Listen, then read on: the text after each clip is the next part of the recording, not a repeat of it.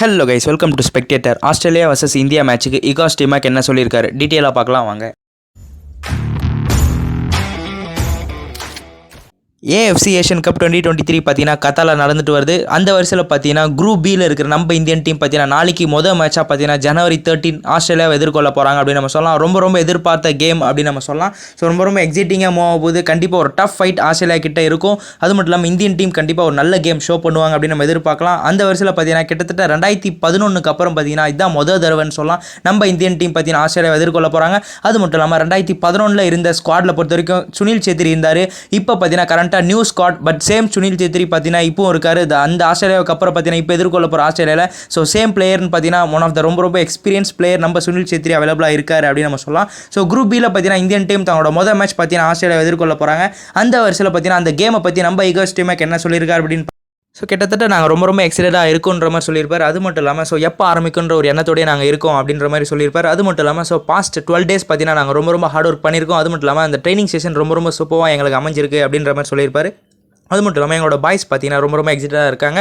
அது மட்டும் இல்லாமல் அந்த மொதல் கேமுக்கு ரொம்ப எதிர்பார்ப்புடன் இருக்கும் அப்படின்ற மாதிரி சொல்லியிருப்பார். ஸோ கண்டிப்பாக பார்த்தீங்கன்னா எங்களோட கேம் ரொம்ப சூப்பராக இருக்கும். கண்டிப்பாக நாங்கள் நம்பிக்கையை தரும். அது மட்டும் இல்லாமல் ஏகப்பட்ட யங் பிளேயர்ஸ் பார்த்தீங்கன்னா ஸோ அந்த மேட்ச்சில் கண்டிப்பாக ஒரு பெஸ்ட் பிளேஸ்ன்ற மாதிரி சொல்லியிருப்பார். அவங்களுக்கு லேர்னிங்கை எடுத்துக்கிட்டு ஸோ கண்டிப்பாக அந்த மேட்ச்லேருந்து ஏகப்பட்ட யங் பிளேயர்ஸ் பார்த்தீங்கன்னா ஒரு சூப்பர் லேர்னிங் எடுத்துப்பாங்க அப்படின்ற மாதிரி சொல்லியிருப்பார். நெக்ஸ்ட் நம்மளோட ஆப்போனண்டான ஆஸ்திரேலியா பற்றி கேட்ட கேள்விக்கு ஸோ கண்டிப்பாக ஆஸ்திரேலியா பொறுத்த வரைக்கும் ரொம்ப டஃப் மேட்ச் எங்களுக்கு காத்துட்ருக்கு. ஸோ ஏன் அப்படின்னு பார்த்தீங்கன்னா அவங்களோட ரீசெண்ட் அச்சீவ்மெண்ட்ஸ் ரொம்ப சூப்பராக இருந்துச்சு. ஆஸ்திரேலியா பொறுத்த வரைக்கும் ஏகப்பட்ட டாப் பிளேயர்ஸ் இருக்காங்க. ஸோ கண்டிப்பாக எங்களுக்கு ரொம்ப ஈஸியாக அமையாது இந்த மேட்ச் அப்படின்ற மாதிரி சொல்லியிருக்காரு. அது மட்டும் இல்லாமல் எங்களுக்கு ரொம்ப ஆஸ்திரேலியா பற்றி எங்களுக்கு ஓரளவுக்கு ரொம்ப தெரியும். ஸோ நாங்கள் எப்படி அவங்களை ஹேண்டில் பண்ணணுன்ற மாதிரி ஒரு நல்ல பர்ஃபெக்ட் பிளானோட தான் நாங்கள் மூவ் பண்ண போகிறோம். கண்டிப்பாக இந்த மேட்ச் ரொம்ப சேலஞ்சிங்காக இருக்கும் அப்படின்ற மாதிரி சொல்லியிருப்பார். அது மட்டும் இல்லாமல் இந்தியன் ஃபுட்பாலை பற்றி உங்களோட தாட் கேட்டதுக்கு ஸோ கண்டிப்பாக இந்தியன் ஃபுட்பாலை பொறுத்த வரைக்கும் பார்த்தீங்கன்னா பொட்டன்ஷியல் அதிகமாகவே இருக்குது. பட் பார்த்தீங்கன்னா நம்ம கண்ட்ரியில் இருக்கிற எல்லா இடத்துலையும் பார்த்தீங்கன்னா இந்தியன் ஃபுட்பால் அந்த ஸ்ட்ரக்சரை பார்த்தீங்கன்னா நம்ம சூப்பர் உருவாக்கணும். அந்த கிராஸ் ரூட்டை நெக்ஸ்ட் லெவல் கொண்டு போக அதுக்கேற்ற ப்ராசஸ் அண்ட் இம்ப்ளிமெண்டேஷன் பார்க்க பர்ஃபெக்டாக பண்ணிட்டு வரணுன்ற மாதிரி சொல்லியிருப்பார்.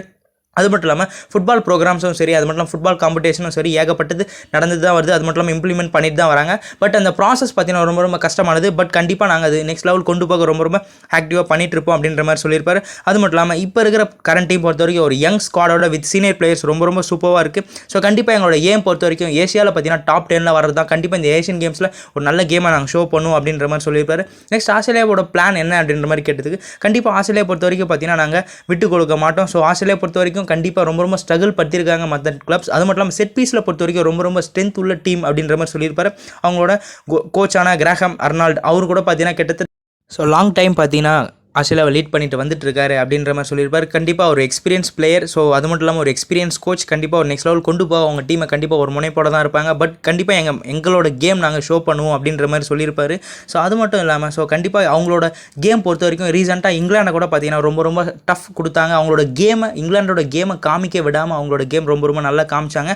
ஸோ கண்டிப்பாக எல்லா பாசிபிலிட்டிஸ் அவங்களோட ட்ரை பண்ணுவாங்கன்ற மாதிரி சொல்லியிருப்பாரு. ஸோ எங்களை பொறுத்த வரைக்கும் பார்த்தீங்கன்னா முடிஞ்ச வரைக்கும் அவங்களோட கிராஸஸ் அடிக்காமல் இருக்கிறதுக்கு நாங்கள் ரொம்ப பார்த்துப்போம் அப்படின்ற மாதிரி சொல்லியிருப்பார் நம்ம இகாஸ் டிமாக். அது மட்டும் இல்லாமல் இந்தியன் டீம் பொறுத்த வரைக்கும் இன்ஜுரிஸ் ரொம்ப ஸ்ட்ரகிள் படுத்திருக்கு. ஸோ இப்போ இருக்கிற டீமில் கண்டிப்பாக முக்கியமாக ஏகப்பட்ட பிளேயர்ஸ் இல்லாமல் போயிருக்காங்க அப்படின்ற மாதிரி சொல்லியிருப்பாரு. ஸோ கண்டிப்பாக ஒரு குட் குவாலிட்டி பிளேயர்ஸ், அதாவது 4 கீ பிளேயர்ஸ் நாங்கள் மிஸ் பண்ணியிருப்போம். சஹல் பார்த்தீங்கன்னா அப்கமிங் மேட்ச் அவைலபிளாக இருக்க மாட்டார். அவரும் பார்த்தீங்கன்னா கொஞ்சம் ரெக்கவரி ஸ்டேஜில் தான் இருக்கார். ஸோ அதுக்காக நாங்கள் ரொம்ப ஹார்ட் ஒர்க் பண்ணிட்டு வரோம் அவர் திரும்ப கொண்டு வர. அது மட்டும் இல்லாமல் ஆஷிக் குர்னியன், அன்வர் அலி, ஜேக்சன் சிங்லாம் ரொம்ப முக்கியமான player in our team. But அவங்க பார்த்தீங்கன்னா மிஸ் பண்ணியிருக்காங்க அப்படின்ற மாதிரி சொல்லியிருப்பாரு. பட் இங்கே இருக்கிற இந்தியன் டீம் பொறுத்த வரைக்கும் கொஞ்சம் டிஃப்ரெண்ட்டான டீம்ன்ற மாதிரி சொல்லியிருப்பாரு. கண்டிப்பாக ஆனால் எங்களோட கேம் நாங்கள் என்ன கொண்டு போகணும்னு ஆசைப்படுறோமோ அதை நாங்கள் கொண்டு போவோம் அப்படின்ற மாதிரி சொல்லியிருப்பாரு. அண்ட் மென்டலாக எப்படி ப்ரிப்பேர் ஆயிருக்கீங்க அப்படின்ற கேட்ட கேள்விக்கு கண்டிப்பாக டிஃபென்சிவ் மோட்லேருந்து அட்டாக்கிங் மோடுன்ற மாதிரி ஷிஃப்ட் ஆகுறது ரொம்ப கஷ்டம்.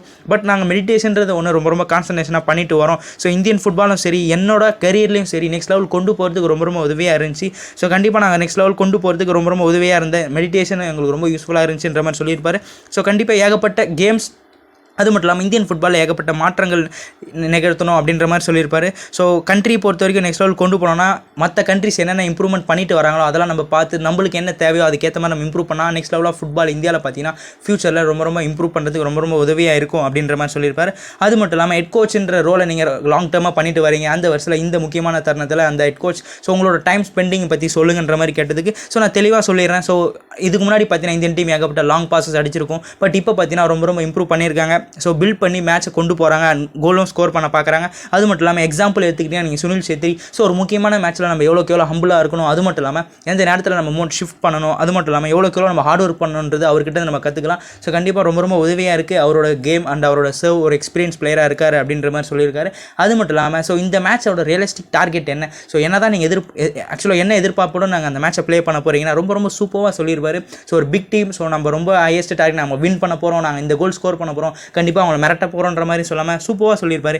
எங்களோட டார்கெட் பொறுத்த வரைக்கும் பார்த்தீங்கன்னா ஏஷியன் கேம்ஸில் அப்கமிங் 3 மேட்சுமே ஒரு நல்ல பர்ஃபார்மன்ஸ் நாங்கள் காமிக்க இருக்கிறோம். ஸோ எங்களோட பிளேயர்ஸ் கிட்ட நான் எந்த ப்ரெஷரோ போட சொல்ல விரும்பல.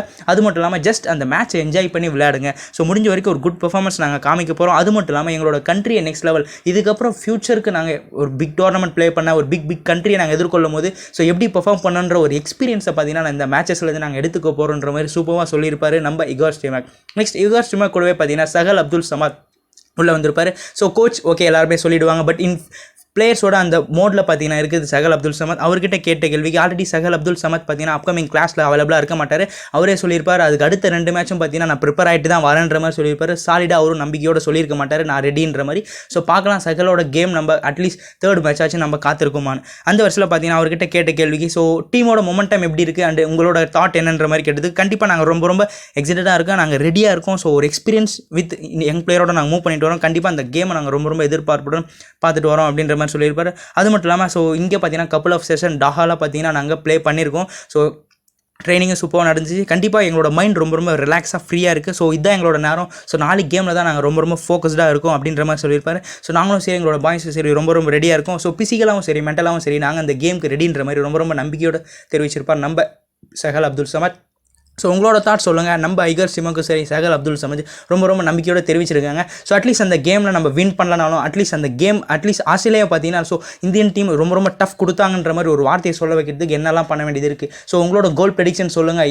ஓகே இந்தியன் டீம் தான் நம்ம ரொம்ப ரொம்ப எதிர்பார்க்கவும் முடியாது, பட் ஒரு குட் பர்ஃபார்மன்ஸ் கண்டிப்பாக மலேசியாவில் மேற்க டோர்னமெண்ட்டில் நம்ம கொடுத்தோம். ஸோ அதே போல தான் பட் ஆஸ்திரேலியா ஒரு டிஃப்ரெண்ட் டீம், பட் நம்ம கண்டிப்பாக நம்மளோட கேம் ஷோ பண்ணுவோம். ஸோ உங்களோட கோல் ப்ரெடிக்ஷன் அண்ட் இந்தியன் டீம் எப்படி பர்ஃபார்ம் பண்ணணும், ஸோ இந்த மேட்ச்லேருந்து நீங்கள் என்ன எதிர்பார்க்க போகிறீங்க. இகோர் ஸ்டிமாக் சொல்லிட்டாரு எங்களோட கேம் ஜஸ்ட் ஒரு good performance and future of கேமுக்கு நாங்கள் இதுலேருந்து எக்ஸ்பீரியன்ஸை டேக் ஓவர் பண்ண போகிறோன்ற மாதிரி சொல்லியிருப்பாரு. ஸோ உங்களோட தாட் சொல்லுங்கள் எப்படி கொண்டு போனோம் நம்ம இந்தியன் டீம். ஸோ அது மட்டும் இல்லாமல் கண்டிப்பாக ஃபேன்ஸை நாங்கள் ரொம்ப ரொம்ப லவ் பண்ணுறோம். அது மட்டும் இல்லாமல் ஃபேன்ஸ் எவ்வளோ எங்ககிட்டேருந்து எதிர்பார்க்குறாங்கன்னு எங்களுக்கும் அது தெரியும். ஸோ கண்டிப்பாக முடிஞ்ச வரைக்கும் ஒரு சந்தோஷத்தை இந்த மேட்ச் மூலிமா நாங்கள் ஃபேன்ஸுக்கு தருவோன்ற மாதிரி ரொம்ப ரொம்ப நம்பிக்கையோடு தெரிவிச்சிருக்காங்க. அது மட்டும் இல்லாமல் இந்த மேட்ச்சை நம்ம எப்படி பார்க்குறதுன்ற மாதிரி டீட்டெயிலான விஷயம் பார்க்கலாம் வாங்க. ஸோ இந்த மேட்ச் பார்த்தீங்கன்னா நாளைக்கு சரியாக 5 மணிக்கு ஆரம்பிக்கிறது அப்படின்னு நம்ம சொல்லலாம். ஜனவரி 13 ஷார்ப்பாக 5 PM பார்த்தீங்கன்னா இந்த மேட்ச் நடக்குது. ஓகே இந்த மேட்ச் நம்ம எதில் பார்க்கலாம் அப்படின்னு பார்த்தீங்கன்னா ஏஷியன் கப் கேம்ஸ் பொறுத்த வரைக்கும் பார்த்தீங்கன்னா ஸ்போர்ட்ஸ் சிட்டி நான் ஜியோ சினிமாவில் பார்த்து என்ஜாய் பண்ண முடியும். ஸோ கண்டிப்பாக இந்தியன் ஃபுட்பாலுக்கு உங்களோட சப்போர்ட்டை தருவீங்கன்னு எதிர்பார்க்குறேன். நாளைக்கு சரியாக 5 மணிக்கு பார்த்தீங்கன்னா ஜியோ சினிமா அல்லது ஸ்போர்ட்ஸ் 18 இந்த மேட்ச் லைவ் டெலிகாஸ்ட் பண்ணுறாங்க. ஸோ கண்டிப்பாக இந்த மேட்ச் நான் சப்போர்ட் பண்ண முடியும். சூப்பர் கப்பும் எந்த மேட்சும் இடையில இல்லாத காரணத்தினால் கண்டிப்பாக எல்லா ஃபுட்பால் ஃபேன்ஸும் இந்த மேட்சை சப்போர்ட் பண்ணுவீங்க அப்படின்ற எதிர்பார்க்கலாம். Let's go Indian football.